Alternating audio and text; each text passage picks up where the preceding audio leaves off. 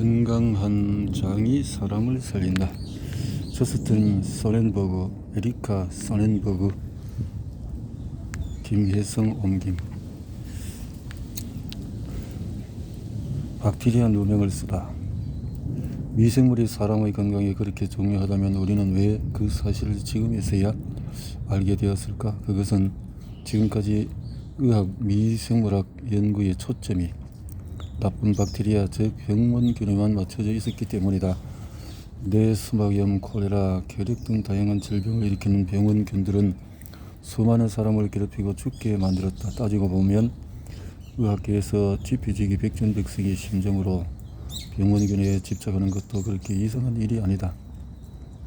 1800년대 중반 유명한 미생물학자 루이 파스테르는 미생물이 음식을 상하게 하고 발효를 일으키는 주범이 아닐까 하는 생각이 실험했다. 참고로 우유가 요구르트가 되거나 포도 주스가 와인으로 변하는 것도 모두 발효 반응이다. 파스테르 이전에는 우유 자체에서 자연적으로 생겨나는 어떤 존재가 우유를 변신시킨다는 게 학교의 지배적인 가설이었다. 하지만 파스테르는 실험을 통해서 부피와 발효가 정체불명의 유령이 아니라 주변 환경에서 유입된 실존하는 무언가 때문임을 증명해냈다. 그 무언가가 바로 미생물이다. 파스테르의 연구는 매균설의 유행에 불을 붙였다. 그는 미생물이 우유를 상하게 하듯 사람이 병에 걸리는 것도 병원균 침입 때문이라고 추측했다. 이런 파스테르의 이론은 몹시 파격적인 발상의 전환이었다. 당시에는 다들 사람에게 질병을 일으키는 범인이 유기물이 썩으면서 피어오르는 악취이고 이것에 독성이 있다고 믿었으니 말이다. 사회 전체가 이 믿음에 따라 냄새를 모든 위생관리의 기준으로 삼을 정도였다.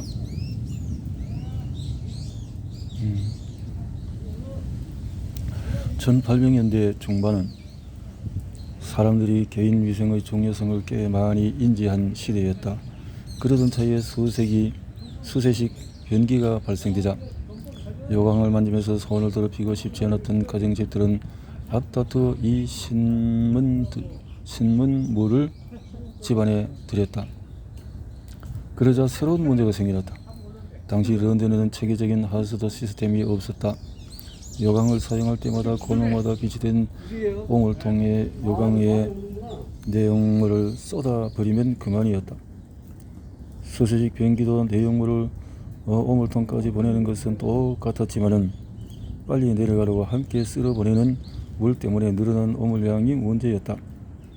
런던 시민의 식수원인 템스 강은 순식간에 옷으로 더럽혀지고 말았다. 1800년대 중반까지 콜레라로 인한 사망률이 런던의 하수 배출과 비례해 꾸준히 증가하고 있었다. 그러다 유난히 무더웠던 1858년 여름에 일이 터졌다. 이성고온으로 푹푹 익어가는 하수 때문에 런던 도시 전체에 악취가 진동했다. 대악취라는 별명이 생길 정도였다. 그린 내가 어찌나 지독했던지 런던 사람들은 괜히 밖에서 악취에서 독성이라도 묻혀올까 대문을 걸어 잠그고 집안에만 틀어박혀 있었다. 콜레라의 유행과 함께 악취가 날로 심해지자 누구라도 템스강의 악취가 콜레라를 일으킨다고 얘기만 했다. 사실 콜레라는 비브리오 콜레라라는 박테리아가 일으키는 감염병이지만 당시 이 사실을 아는 사람은 한 명도 없었다. 콜레라의 대표 증상이 설사이고 분변을 통해 비브리오 콜레라가 확산되기 때문에 이 박테리아는 전염성이 강한 하수도의 상수도가 만나는 곳에서 특히 더했다. 19세기 중반에 이르면 템스강 하류의 물을 생활용수로 사용하는 지역에서 콜레라에 걸리는 사람이 강 상류에 비해서 4배나 더 많았다.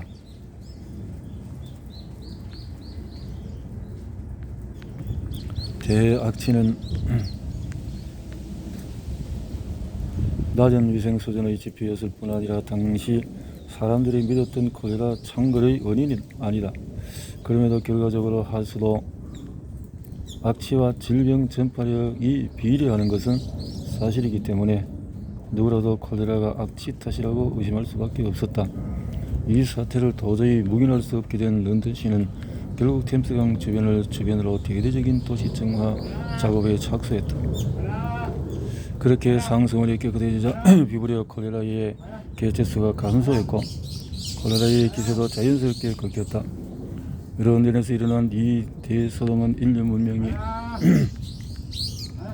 그 오랜 세월 동안의 통증과 선언을 안기고 심하면 목숨까지 빼앗는 병원균이라는 보이지 않는 적과 얼마나 힘겹게 싸우는지를 단적으로 보여주는 사례다. 하지만 독일 과학자 로베르트 코흐가 탄저병 콜레라 결핵의 원인이 박테리아임을 확실하게 증명해낸 것은 시간이 조금 더 흐른 1880년 일이었다. 코흐의 원칙.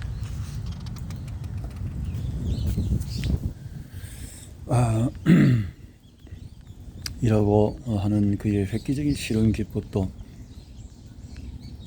아직도 어떤 병원균의 특정 질병의 원인균임을 입증하는 기준 논리로 사용된다. 코흐는 이 연구로 노벨상을 수상하고 베를린 대학교 교수직과 위생연구소 소장직을 겸직하게 되었다. 그런 깜짝 출세는 다가오는 한 세기 동안의 서양의 청결에 얼마나 과민할지 예견하는 전조이기도 했다.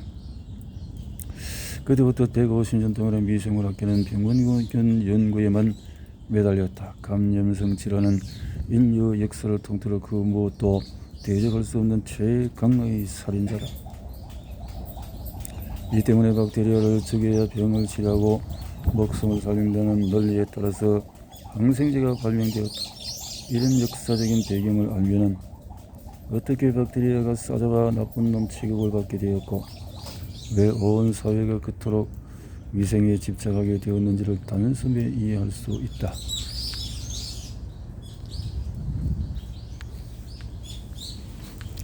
사람의 뱃속에 엄청난 규모의 박테리아가 집단이 살고 있다는 사실이 알려진 것은 1990년대 초반을 넘어가면서였다.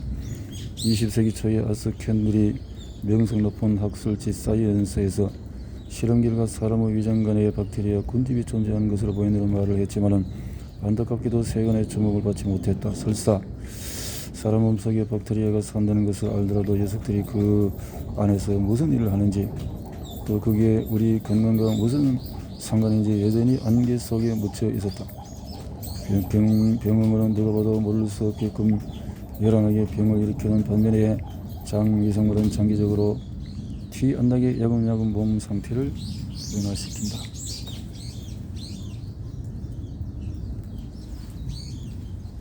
그동안 학계에서 연구비가 결과를 바로 알 수 있는 병원균 연구에만 집중된 것도 그런 이유에서다. 그러다 최근에 들어서야 장박테리아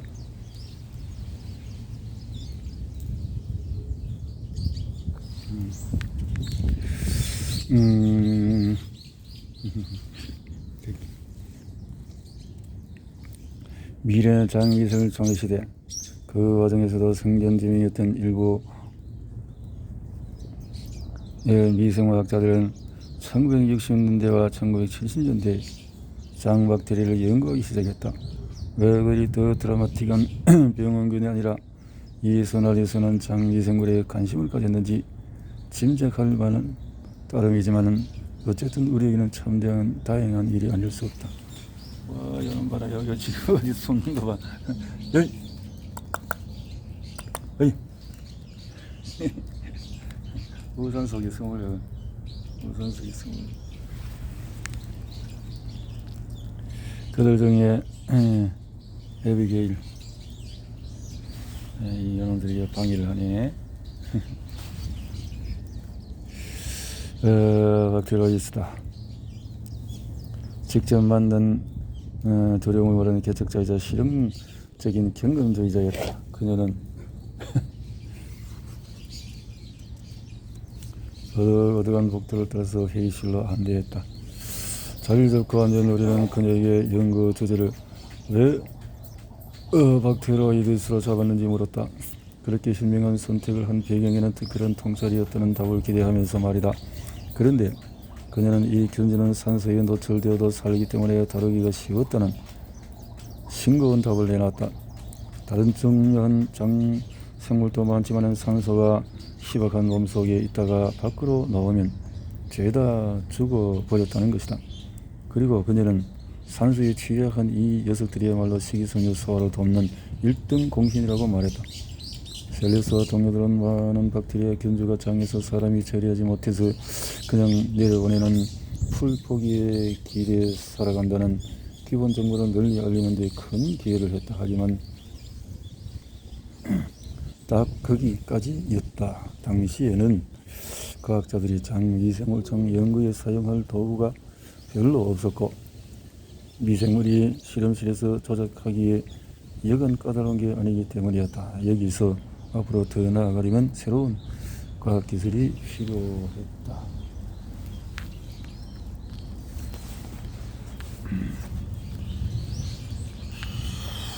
이 갈증을 해소해줄 도약의 발판은 1980년대 후반에 인간게놈 프로젝트가 시작되면서 마련되었다. 인간게놈의 유전자 서열을 전부 분석하기 위해 전세계 여러 나라가 손잡고 추진한 이 프로젝트에는 엄청난 시간과 노력이 들었다. 서열 분석을 끝마치는 데에만 대략 13년이 걸렸고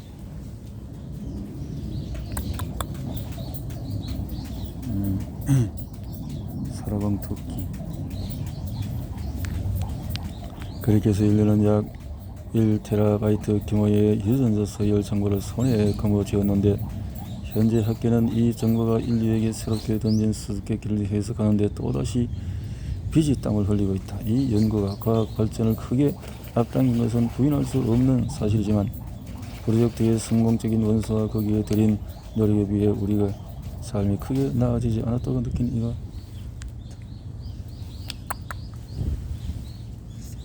인간견의 몇몇 치료법 개발에 기여하고 질병에 대한 이해는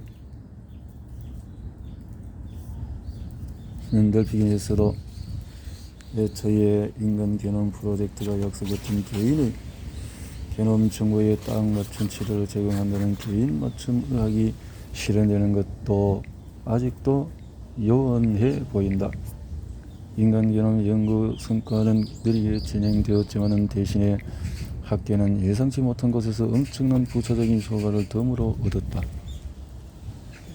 바로 DNA 서열 분석 기술이 비약적으로 발전한 것이다. 인간게놈 프로젝트 덕분에 확립된 지금의 유전자 서열 분석 기술을 사업 초기부터 활용했다면 전체 계획을 $5,000에 일주일 만에 끝냈을 것이다. 머지않아 미래는 누구나 $1,000를 내면 자신의 게놈 정보를 단 하루 만에 알 수 있게 될 것이다. 이 모두가 인간게놈 프로젝트가 견인차 역할을 해서 이런 과학기술의 놀라운 발전 덕분이다.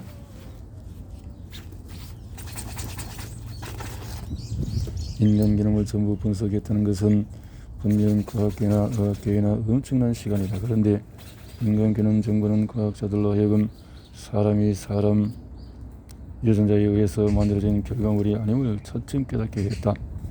인간게놈을 완전히 이해하려다 보니 사람 몸속에 사는 세입자들의 게놈 정보도 알아야 했던 것이다. 그렇게 해서 피부, 콧구멍, 입속, 개인이요 생식기뿐 아니라 위장에 사는 미생물까지 게놈 연구의 주제로 급부상했다. 실제로 미국 국립보건원은 인간게놈 프로젝트가 완결되자 2007년에 인간 마이크로바이옴 프로젝트에 새롭게 착수했다.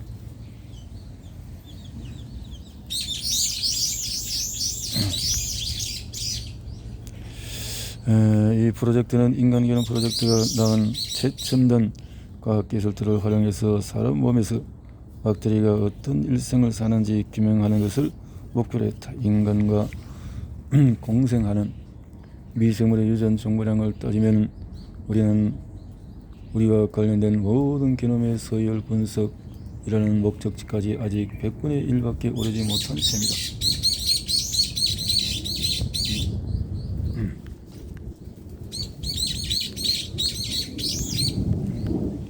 이 두 번째 개념 프로젝트가 5년차에 접어드는 현 시점에 인류는 사람 몸을 편안한 기구로 생각하는 미생물을 그 어느 때보다도 더 잘 알아감으로써 진정한 개인 맞춤 의학이라는 최종 목표에 한 발짝씩 다가가고 있다. 기술이 지금보다 더 발전하면 인간 게놈보다도 100배 이상 더 많은 마이크로바이옴 뱃속 세상에 관한 엄청난 정보를 우리에게 안겨줄 것이다. 그런 미래를 상상하자니 벌써 여러 질문이 자연스럽게 떠오른다. 특정 질병을 앓는 사람의 장 위생물 총은 건강한 사람과 어떻게 다를까? 개를 기르고 해초를 먹는 등의 차이가 장 위생물총에 어떤 영향을 미칠까?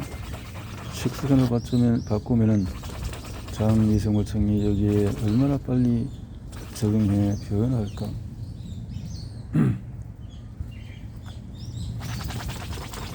현재 장 위생물총 연구가 진행되는 모습은 과거 인간 게놈 프로젝트와 평행 곡선을 그린다.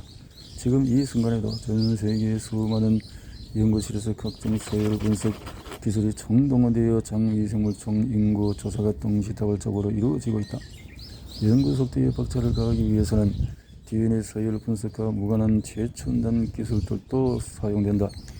이 기술로는 장 위생물을 만들어내는 다양한 화학물질의 정체처럼 장 위생물총 생물학의 다양한 특질을 알아낼 수 있다. 앞으로 10년 후면은 사람과 장 위생물총의 관계를 웬만큼 파악해 여러 질병을 선제적으로 예방하는 수준에 이를 것이다.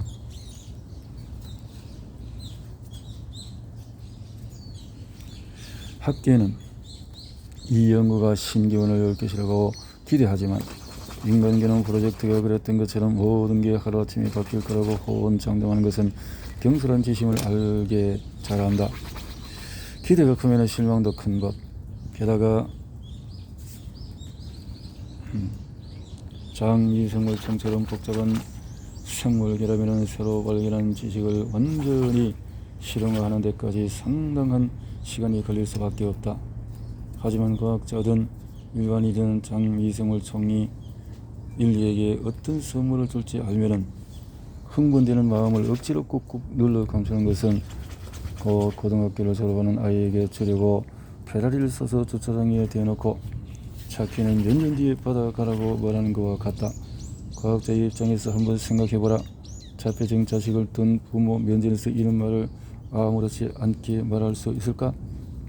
내 귀 자네가 앓는 병과 위생물총의 관계를 밝혀내죠. 하지만 우리는 매우 신중하고 싶으니 10년 정도만 더 기다려 주십시오. 이렇게 해서는 안 된다는 거죠.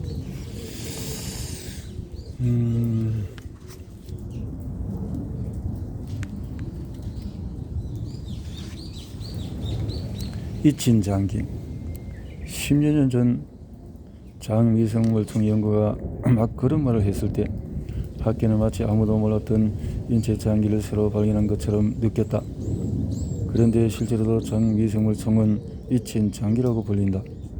처음으로 장 위생물총 생태계가 어떻게 들어가고 어떤 박테리아들이 존재하며 이 장기가 인체 건강에 어떤 기여를 하는지는 알려진 바가 거의 없었다. 그럼에도 장 위생물총이 어떻게든 사람의 병을 낫게 할 것임은 틀림없는 사실이었다. 과학계에서 모든 신생 분야를 말하자면 출석부터 부부터 만드는 기초 작업이 필요하다.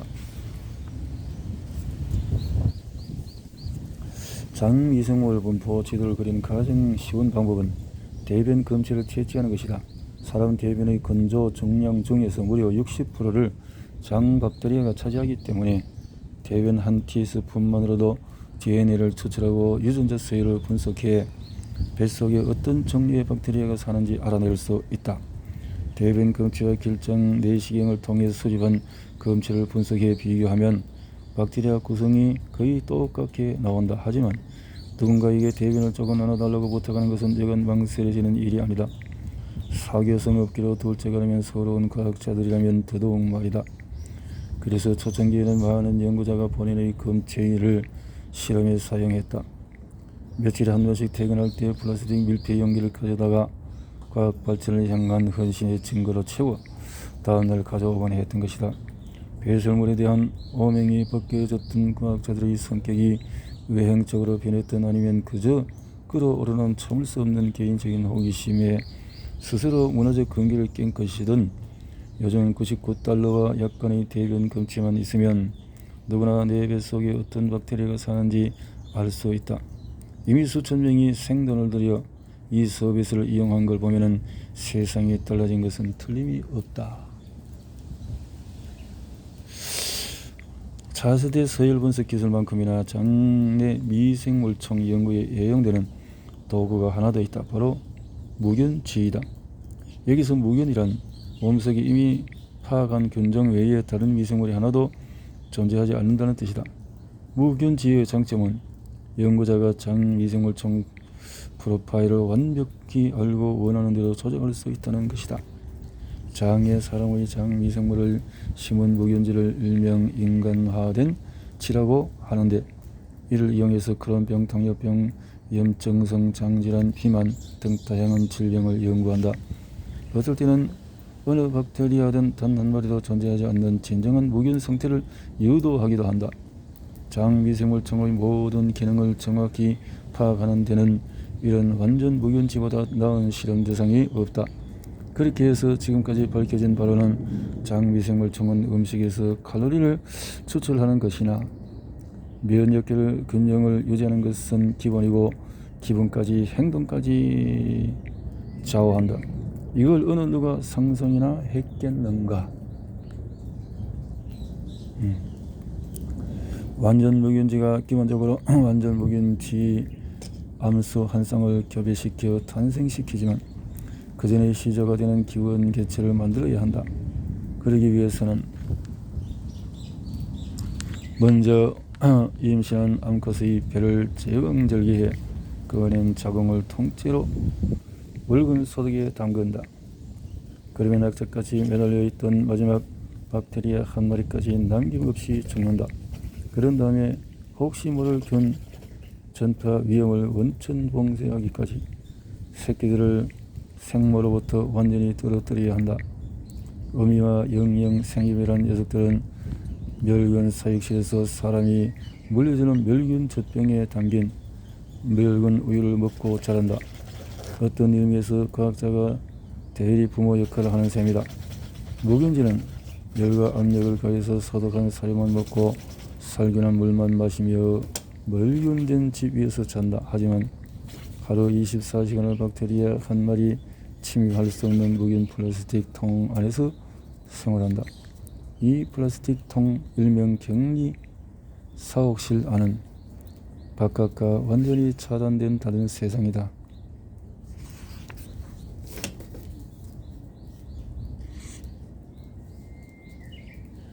이렇게 해본다는 거죠. 검출한다. 장 미생물청 주인공이 되다. 우리 부부가 멘토로 생각하는 제프리 고든 박사는 공식적으로는 소화기관과 전문의이지만 그의 혈관에는 장 미생물에 깊은 애정을 가진 과학자의 피가 흐른다. 동료 연구자들이 그를 미생물들의 교황이라고 부를 정도다. 고든 박사의 실험실에서 플라스틱 격리 사육실들이 철제 선반 위에 층층이 쌓여 있다. 모두 무균지 집이다.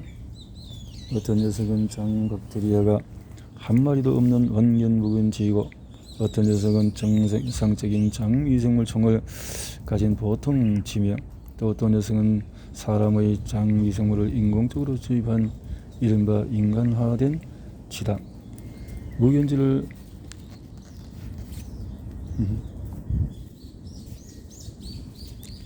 돌아다 보면 장 미생물에 전혀 없는 녀석들이 보통 쥐보다도 더 많이 먹지만 몸무게는 더 가볍다는 것을 알게 된다.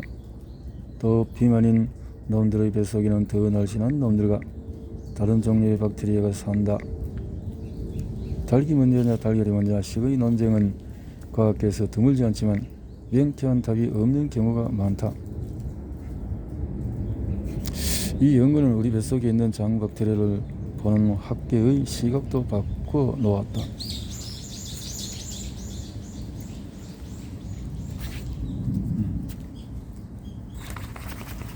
이제는 장미생물총 불균형과 관련 없는 질병을 찾는 것이다. 더 어려울 정도다. 우리는 여전히 장미생물들이 이들 질병에 얼마나 기여하는지 정확히 모르지만 우리 자신이 누구인지에 대해 지금까지의 관념을 바꿔야 한다는 것만은 분명하다. 장미생물은 우리가 짐작하는 것 이상으로 훨씬 깊고 넓게 우리의 건강과 관련되어 있다. 장미생물총 연구가 한 단계씩 앞으로 나아갈수록 심혈관계부터 정신건강까지 우리 몸 곳곳에 미생물총의 입김이 닿지 않는 것이 없다는 것이 분명해질 것이다. 장미생물총이여 번성하라. 장미생물총이 하는 일을 속속들이 파악하기까지는 아직 갈 길이 멀지만 장속 생태계의 건강을 지키고 나아가 우리 자신의 건강을 도모하기 위해서 식습관과 생활방식을 고쳐야 한다는 것을 이제는 많은 사람이 안다. 우리의 목숨만큼 중요한 세입자들을 정확히 알고 그들의 건강과 생태계 복원력을 증진할 올바른 선택을 할 수 있다.